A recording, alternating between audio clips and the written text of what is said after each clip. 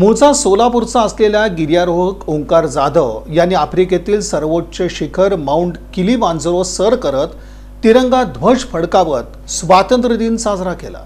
मूळचा सोलापूरकर असलेला गिर्यारोहक ओंकार रामचंद्र जाधव यानं 15 ऑगस्ट रोजी आफ्रिकेतील सर्वोच्च शिखर माउंट किलिमांजारो 19,340 फूट सर करून तिरंगा फडकावत स्वातंत्र्य दिन साजरा केला। ओंकारनं हे शिखर सर करून सोलापूरच्या शिरपेचात मानाचा तुरा रोवलाय, अशी माहिती एव्हरेस्टवीर आनंद बनसोडे यांनी पत्रकार परिषदेत दिली। सोलापूरचा युवक ओंकार जाधव यांनी आफ्रिकेतलं हायेस्ट माउंटन माउंट किलिमांजारो हे 19,300 फूट उंचीचं त्यांनी सर केलेलं आहे। याच्यापूर्वी मी 2014 मध्ये 15 ऑगस्टला हे सर केलं होतं। त्यानंतर करण पंजाबी, त्यानंतर डॉक्टर सुनील खट्टे यांनी हे शिखर सर केलं होतं आणि त्यानंतर ओंकार जाधवने हे शिखर सर केलेलं आहे।